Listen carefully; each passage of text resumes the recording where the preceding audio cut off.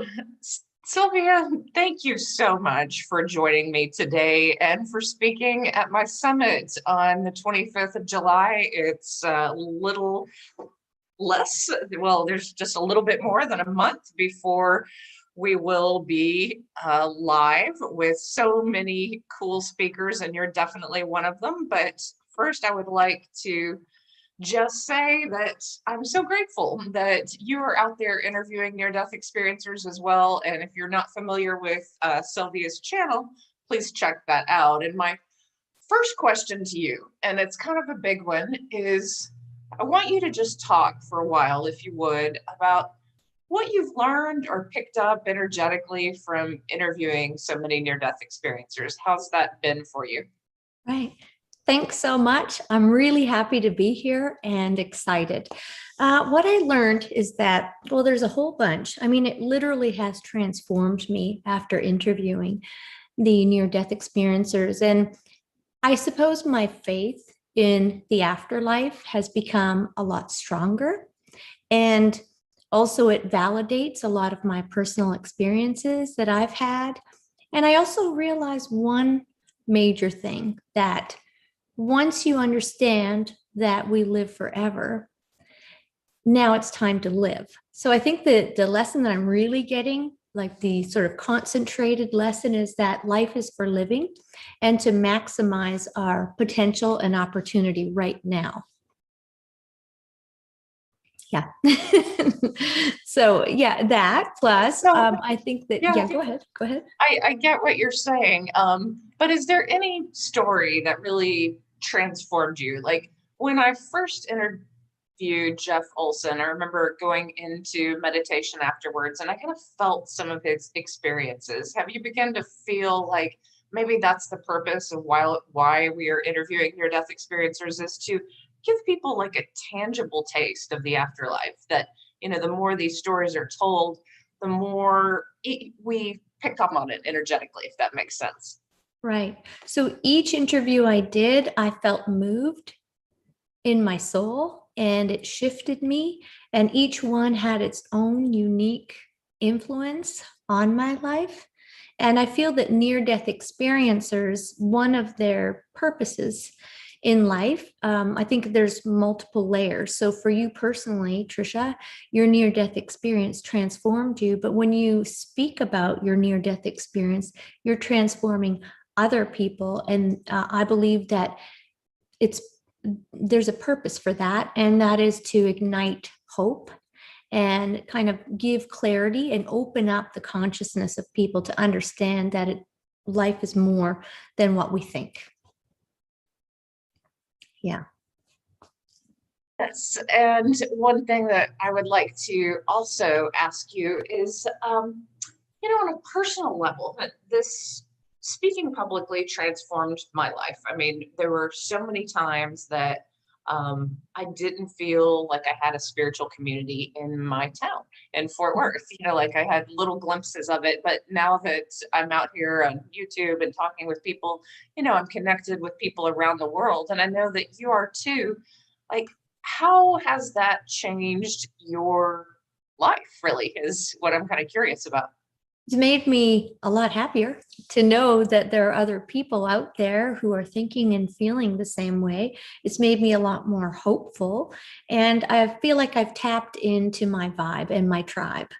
And it does really bring me a lot of joy. And there's a lot of learning involved in it too. I'm really open to learning more about others, more about the universe and myself. So what I'd like to ask you is, you have an hour for the Global Near-Death Experience Summit, and I'm really looking forward to that day. I'll certainly be asking questions of you and others, but when you hear the term practical spirituality, what comes to mind and what do you want to talk about at this summit? Because I am really always about empowering other people to, if I can do this, if I can pull in, you know, spirits from the other side, if I can connect with angels, I want other people to be able to do this too. And that's my hope. But I also want people who are suffering to have a shift in their lives. And whatever that shift is, it's just a shift towards more light, more hope, more healing. So when you hear the term practical spirituality and think about this year's theme, what do you most want to talk about? I want to give people a little preview. Sure, sure. So whether somebody has lost a loved one or a partner, whether they're grieving or maybe they're going through a transition in their life, or they're looking for their truth or the meaning of life and their purpose, I see practical spirituality as implementable things that you can do and put into practice that actually shifts and transforms you, because there is a process to it. I think when we're thrown into this life, there's no manual. And people like you and the others that will be speaking, what we're doing is we're sharing almost like things that worked for us, and they can work for you. And I see that being really practical and really helpful for healing souls, for overcoming pain, and for wounds that we have, so that we can transition into a more and transform into a more abundant life and joyful life. So that's what I hope to speak about. I always go someplace with the intention that I'm open to receive and give what is needed right at that moment. I'm hoping to answer questions for people, and I'm hoping to share some of my experiences that I've learned along the way, and definitely my dreams, because my dreams have been a source for me of a source of comfort, but wisdom. And everything I feel that I know has come from my dreams and also life experience. But generally speaking, I really rely on my connection in my dreams to guide me through life. And I love sharing that with people, because it is something that's really helped me grow. And I know it will help my audience wherever I'm speaking, whatever I'm doing, it's helping me grow. And just to sort of go back a moment, starting the channel, and by the way, thank you, Tricia, you really inspired me. I need to thank you each and every time. Doing my show on Saturdays, my spiritual show, made me feel even more imbued with confidence and like I'm on the right track. Because when you come forth with your spirituality, whatever it may be, we all have it. But when you step forward and lead with your spirituality, it's so liberating, and it generates a great vibration and energy in your body. So yeah, I needed to mention and say thank you. Yes, and I wish that I had a show at a regular time, but I'm so busy, and right now I'm so busy with puppies and life and so much. You're I'm doing just happy to well. pop on here, and people will go and see this later. So this is more of an interview, and they'll respond. Then we may not get a lot of live chats today, since it's kind of on the spot. But No problem. I love it. I love everything you do. What's that? I love everything you do. And every video that you've ever done is on YouTube, and it'll be there beyond when we're alive. I mean, I know. I think about that. So I guess I often think about the book more than I think about YouTube. But these videos will be out here for quite some time, unless we take them down. No, your legacy will live on. So one thing that I'd like to ask you, and this is for anyone suffering with soul purpose and soul mission. I have trouble answering this question because I was given a mission and, followed it for quite some time. What do you say to people who are struggling to really find themselves? Oh, I love this question. Okay. So the thing is the struggle is part of the end of the journey. It's part of the solution. It's part of where you're getting. So when you're in a struggle, instead of saying, oh my gosh, I feel alone, this is really hard, these circumstances are overwhelming, say, what is in this circumstance? How did I get here? And, how is this going to help me develop spiritually? How is it going to help my soul accelerate the vibration so I can get to my end goal? The end game is peace and joy and abundance. So what's happening right now? What can it teach me? And then what are the next steps that I can take? And, it really is very simple like that. The circumstances that you find yourself in is an opportunity. As much as it feels horrible, it feels like you're hard done by, really. I mean, you're like, really, God, I want to believe in you and I want to have faith, but these circumstances are preventing me. Instead, it is, what are these circumstances making available to me so I can accelerate my journey? I love that. It's like the circumstance is the medicine, that heals you and brings you closer to what you want. But, it's always about walking through things. But once we accept that support and that light from the other side, it gets a little easier. At first it looks daunting, but then we go, okay, this is my circumstance. This is what I'm learning. Maybe it'll help others. Then you're right. That's beautifully said. So do have a question from a guest, and this question is that AJ Hernandez, he says, I can see spirits the more I open myself up, and it kind of scares me. My left brain kicks in and says this shouldn't be happening. How should I handle this? You're talking to the right girl, because I was terrified when I started to feel spirit around me.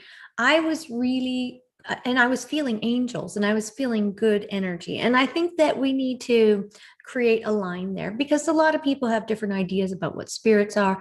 For me, it was about angels, people who had passed on, and maybe even a lingering spirit here and there. And interesting that AJ asked that question, because that's why I started watching YouTube, is because I wanted to find an answer. What were my dreams telling me? Was that dream really an angel?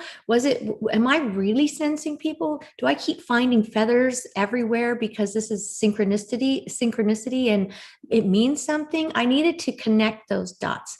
So I feel that, and this is for you, AJ, if you keep your energy pure and your intention pure, meaning that if you hold on to a space and create a space of love and of pure intention, you don't have to be afraid. And know this, that you might not know this. I met my grandpa I was born after he passed away.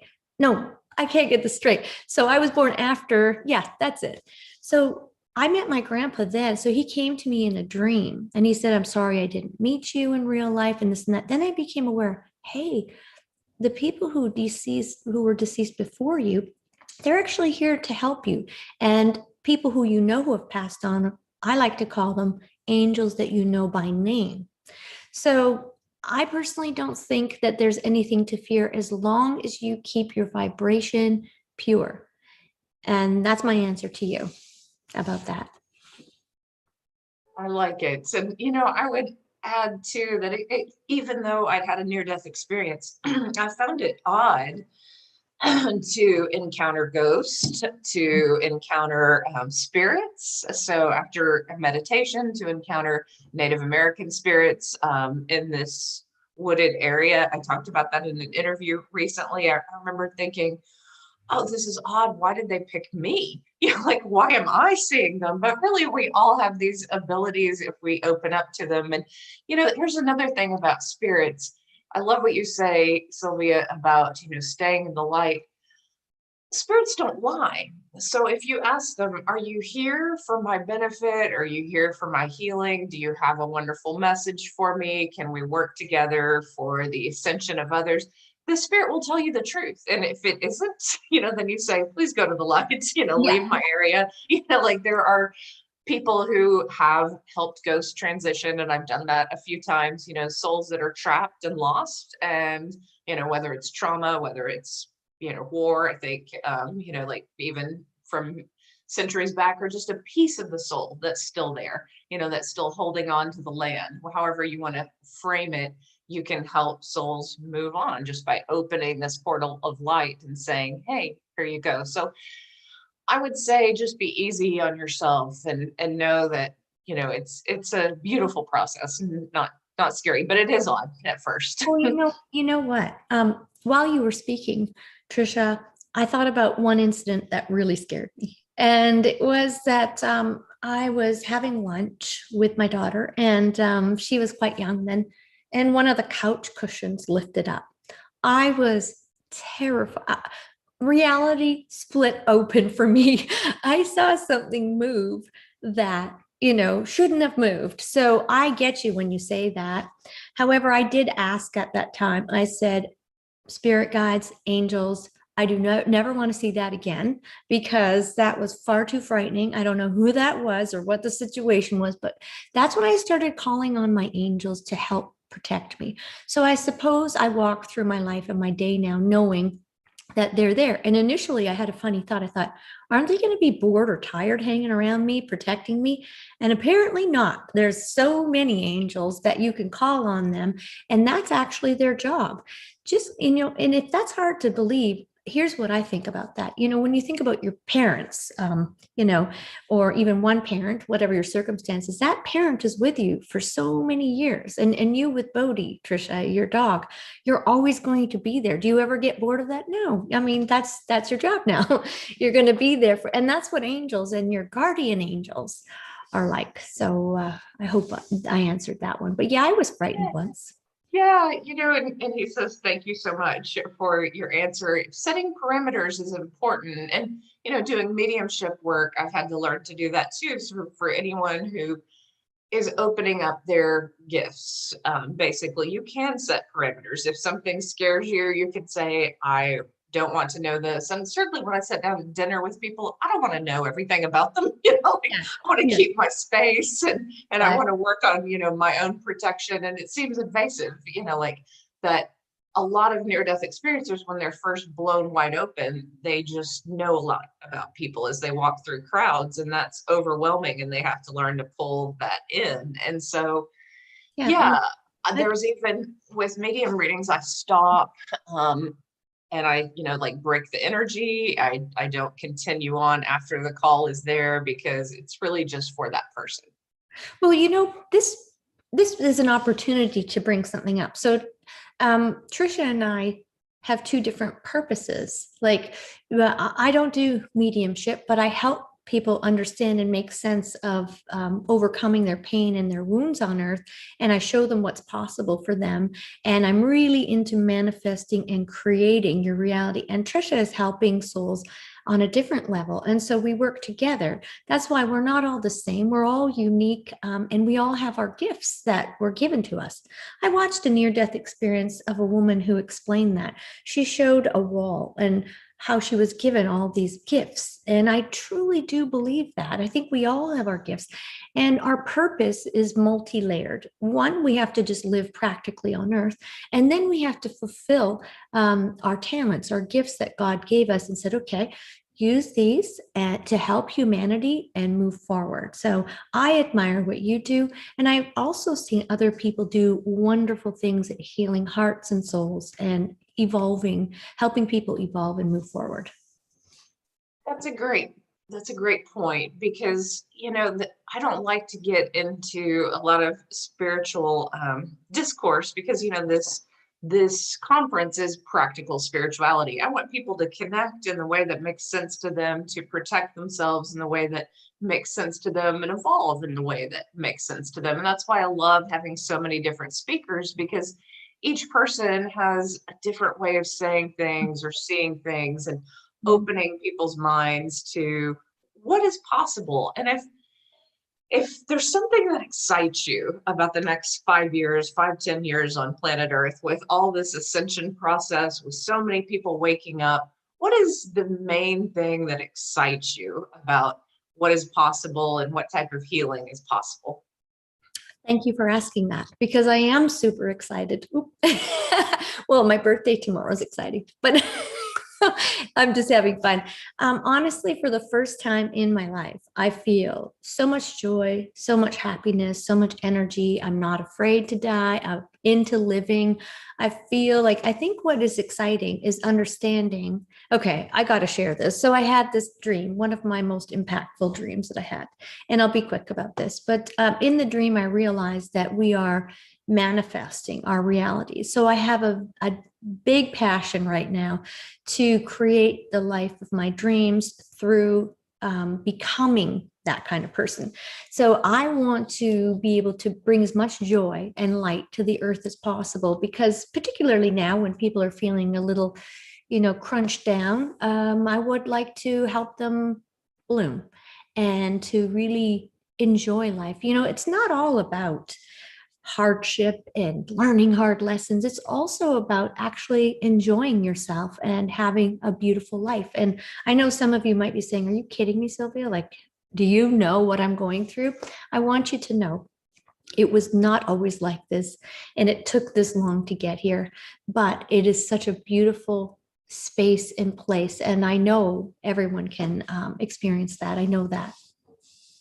Yeah, I love that positive view of walking through challenging times because really everyone has their moment. And I think I had a moment, might have been my grand moment last year, right before this summit, where I realized like I give away my power to other people sometimes. And for the first time in my life, I realized, you know what?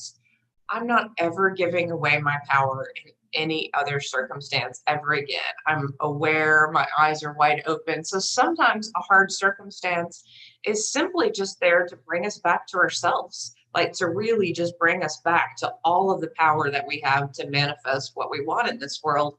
And it's a reclaiming of all that has been lost and all that we've given away. Oh my gosh, I'm so glad you brought that up. That is so good, what you just said, because it's true. We don't realize it that sometimes we're doing it to ourselves. And the thing that we forget is that everybody's walking around with their own stuff. And so when you encounter them in their vibration, if you're a highly sensitive person or just remotely sensitive, you're going to pick up on that vibe. And if you were taking it personally, for example, it can really affect you. There's one thing I noticed about you, Trisha, is you have a really good capacity for forgiveness and understanding. And I mean, you've had some tremendous lessons that even since knowing you that you've gone through, and you really come up on top, which is fantastic. And I mean that in the most positive way, because what you're doing is you're showing an example of what's possible, not only for you, but for those around you. And you're optimistic about it, and you just keep going forward. Like you're steady. Good. Well, thank you for that. And you have a gift of helping people really open up to abundance and to what is possible and to really stretch their boundaries because I think a lot of us are afraid to imagine beautiful things or big things or wonderful things for ourselves. Where do you think that fear comes from? Because this isn't talked about enough in the near death experience community, I think. There's all this talk of the afterlife, but what about what we can create here? Yeah. What do you have to say to that train of thought about what we can create? Well, God, you're coming up with some great questions, Trisha. First of all, I don't think we're really trained that way. When we grow up in our life, it's like, who are you going to be? What are you going to do? No, no, no, no. Nobody ever says, oh, hey, what's your natural innate talent? And how would you like to cultivate that? People don't normally say that. And that's a thing that I think will be in the future where people will tap into. I see a movement towards there. And I feel like when somebody becomes prosperous, see, I feel like it's okay for me to be prosperous because I've experienced the opposite and I've been on a continuous trajectory to try to improve my life. And it was real rough. Okay. I don't want to go into the details, but it was tough in every way. Finances were tight. Parents were in friction and on and on. So I just decided, hey, you know what?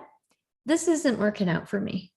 So what is? And I think in part, it's taking leadership and responsibility for now and projecting. And I call that manifesting. So if you are not manifesting it, your subconscious mind or others will take over. And the subconscious mind you would think is on our side, but the subconscious mind is a place where it hears our negative talk. I'm not good enough. I don't know how. What am I going to do? I'm not going to go in front. I'm not going to talk. I'm not going to lead my life. What if I make a mistake? So needing to courage. And it's funny how confidence is something that comes after you start using courage. So I used to think that things would make me feel better, or that's how they come, or you would attract it. But in fact, when you feel good, things get better. So it's not like things make you feel better. It's when you feel better, things start to all work out. Isn't it weird? Go figure. Yes, and this is, maybe you can explain this to me too, but I sometimes new writers or, podcasters or different people ask me, well, how did you get on Dr. Oz and these places? They like, when I stop trying, that's when things happen. I don't know why. When I'm just enjoying what I'm doing, making a video here, doing that, like not thinking about it, then opportunities come because I'm just in the flow of having fun doing what I'm doing. But that's really scary for people, isn't it? To go, I'm going to do what? Nothing, but feel good. Okay, so here's the thing about you. I've known you now for a little while, and I'm glad I met you. Here's what I know about you. You have been doing a YouTube show for years and years. You have grown your audience. You've given your attention, your vibration, your love, and your vibration.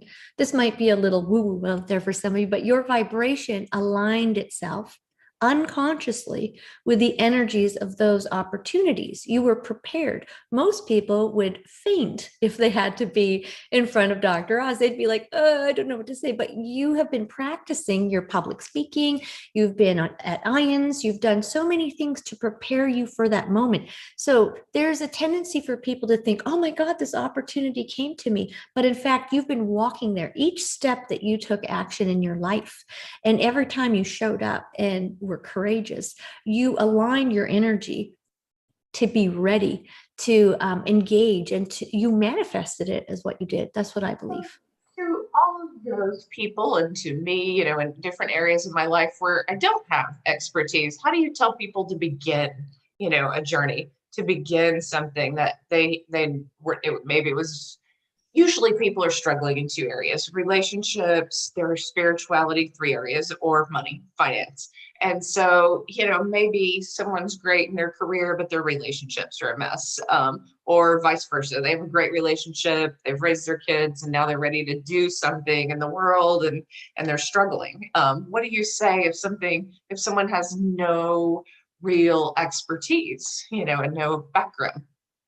Well, in my particular case, I didn't. I just decided. And really, if you think about anybody who is sort of prominent in the media today, let's pick Richard Branson, for example. He was born in Britain, and he was born poor. Actually, the guy who made this hair product, oh God, I met him in an airport. Anyhow, these people have had struggles.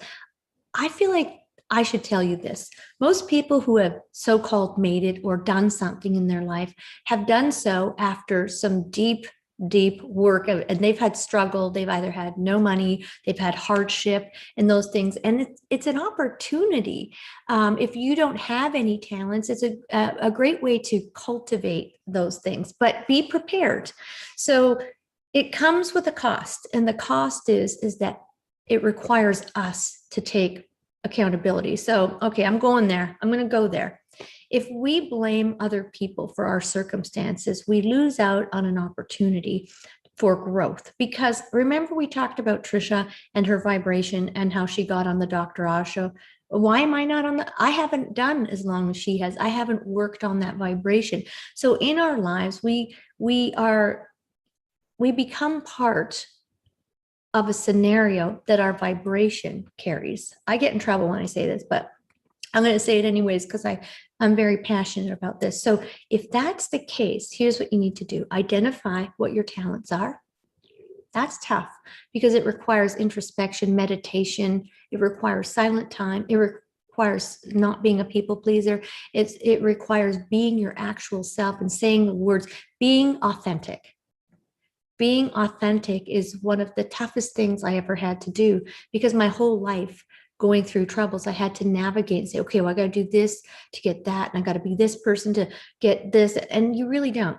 Just be yourself, and abundance is going to be there for you in every direction. When you are yourself, truly yourself, you will find a mate or a partnership, or your current relationship will get better or break up. And maybe that's for the better, right? When you are yourself, you align yourself with opportunities for work or employment or whatever it is that you want to do, your creative manifestation, and in the realm of love and health too. This is an area where people really tend to give their power away.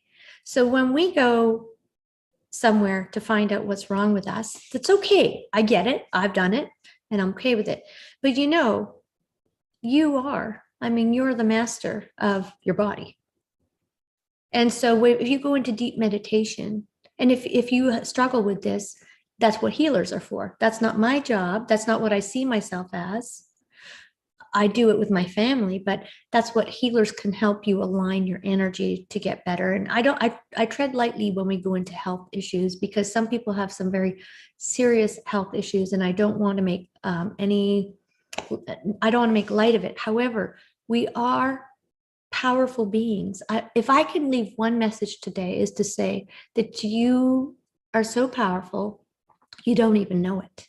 You have so many abilities to heal, to grow, for abundance. It's just that we need to step into it. No one's going to hold your hand and say, okay, Silvia, this is your purpose. This is what you're going to do. This is what's going to happen, this and that. It's actually learning how to walk through life, learning how to actually be yourself. And then once we're gone, it's like, we did it, whether it was good or bad, and what did we learn? And that's the scary part, is actually, and my father passing away when I was really young was a contributing factor to that, because I was only 27 and I thought, and he was my primary parent. And I thought, what am I going to do without my dad? How am I going to navigate this life? And he came to me in a dream and he said, Silvia, it's your turn now. And he actually, I'll add this, he said, stop crying all the time, because every time you do, I have to keep coming back. And he goes, it's your turn, move forward, get ahead, chin up, girl, and do it. I'm like, ooh. Oh, wow. Wow, that's an intense experience. And I love what you said about taking accountability and being authentic. And one of the speakers at the summit, so I have a group of pre-recorded people who couldn't make it to the live event, or it just worked out better to pre-record, and you can check that link below. One of the speakers, Criselda Pacheco, said recently in a post, and I really like this, she said, a lot of people say believe in yourself, but I asked, do you believe yourself? Like, what are you telling yourself? And that's like kind of the basis of really getting real with yourself. And I think as we speak publicly, that's something that kind of hit me at some point, like, oh, there's many sides to me, there's many sides to you, there's many sides to every person, but what am I bringing as close to the authentic truth as possible without pushing too many buttons, or what am I doing, to be as close to that core level truth as I can. I'm always trying to get closer and closer there. If I was independently wealthy, I would probably make this a comedy channel at times. I'd probably say a lot of things that would get me fired as a community college professor. So there's that, but I try to stay close to that. Like, what have you learned about like what you can say, how you say it, and really just about language? What I learned? I learned that in 100 years, nobody's going to even know me or care, because I'll be dead. And if I don't live my life today, no one's going to live it for me, and I'm going to regret it if I don't. And you need to take bold steps like that. But at the same time, there are consequences to each step, like getting fired. So you just have to weigh it out. What am I willing to gain or lose to be who I truly am? That's my answer to that one. But yes. So that is a theme to the conference as well, is healing from narcissistic abuse, and really being able to, if your voice has ever been shut down in your life, being able to find it, I think, is part of healing. And that's an individual journey for everyone. And, I think it's just healing to speak. Do you ever feel that it's just simply healing to put out your truth into the world? Yes, I'm trying to understand that question, because I know it's a good one, but can you repeat that one for me? Yeah. So a lot of times, and people who've suffered abuse, whether, this is in childhood or in adulthood, their voices are silenced. And so I think there's something about learning to speak Mhm. about what you believe is true, or, for anyone who's been in a codependent relationship, Okay, I you got it. squash part of yourself. Yeah. And there's this flowering that happens when you discover yourself, when you Mhm. believe what you are saying and you know it as your truth. That's deeply healing. Like, I think each of the chakra systems kind of Yeah. represent ways that we heal, and that voice area is one that I think is healing for a lot of Oh my people. gosh. Oh my gosh. I got it now. Brilliant. Brilliant, Trisha. Okay. So my friend took me to a play about 15 years ago, and the play was called Little Voice. And it was about a woman who lost her voice. And it wasn't physically lost it, but she lost it because she was so beat down spiritually and emotionally, and not physically, but spiritually and emotionally. And I have felt that way. I didn't realize that my friend knew that about me.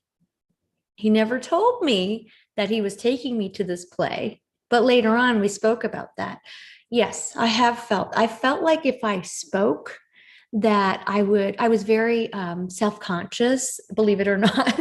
And I did not want to speak my truth because I thought, what's going to happen? I'm so glad you asked me that. The channel really got me over it and stepping up. And also I went to this course one time and I realized that all these people were getting up on stage and talking and stuff. And I thought, well, I want to do this, or I want to, and I wasn't, because my voice was gone.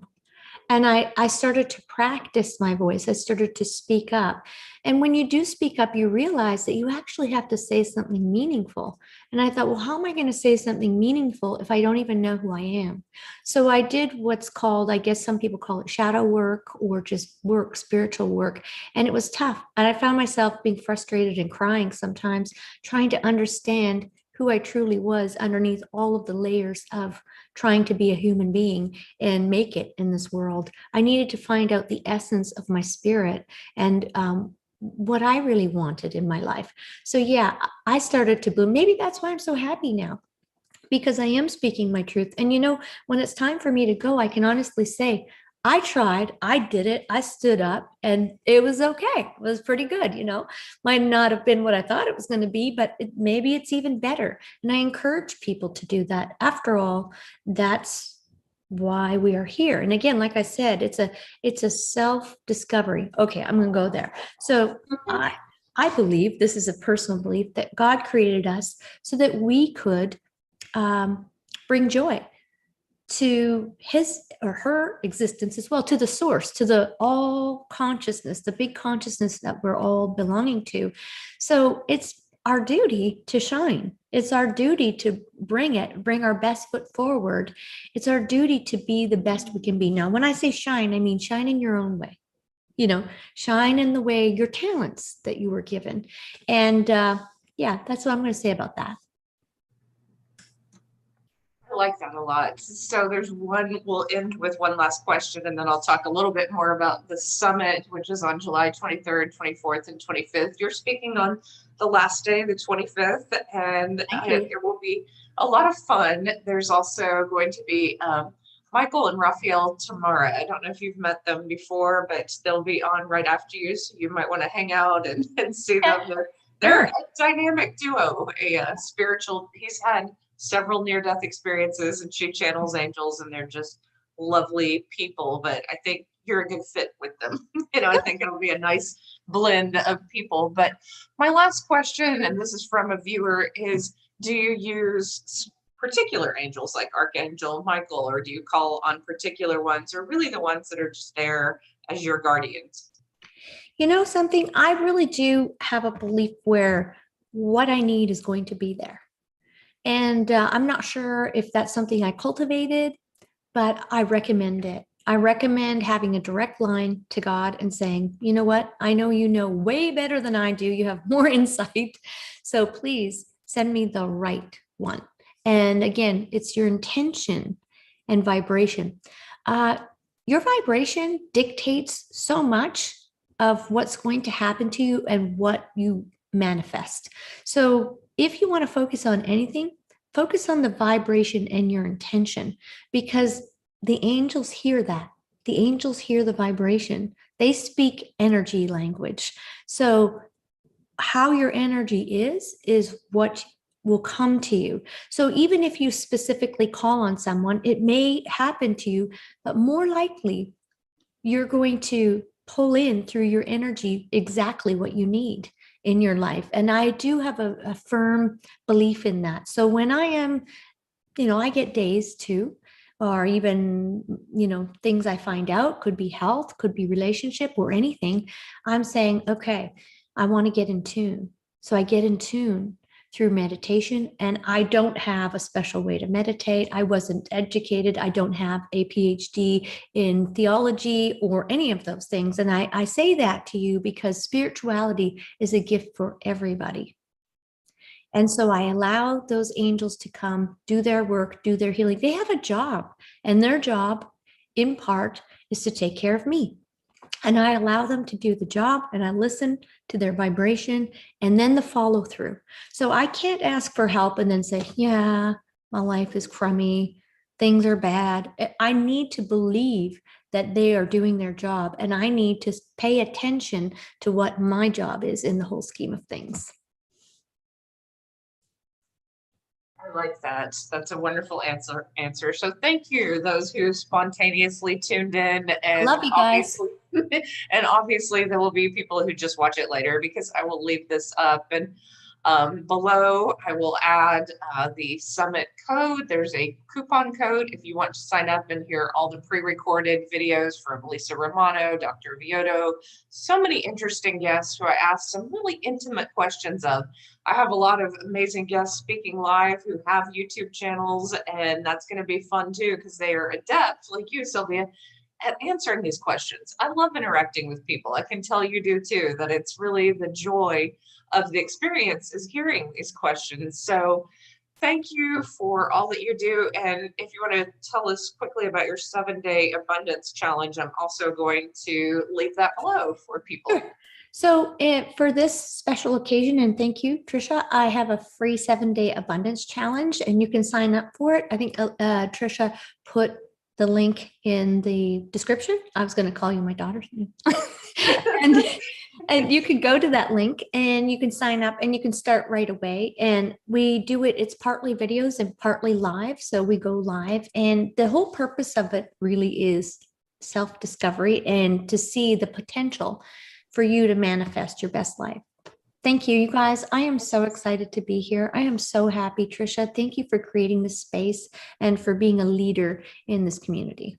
Oh, well, thank you, Sylvia. And if anyone's watching right now, as soon as I turn this video off, I'm going to put the coupon code and Sylvia's links in there. I am still learning how to go live. So thank you for those who tuned in, and I appreciate it. Have a blessed day. Take care, everyone. Bye-bye. Talk to you soon. Bye.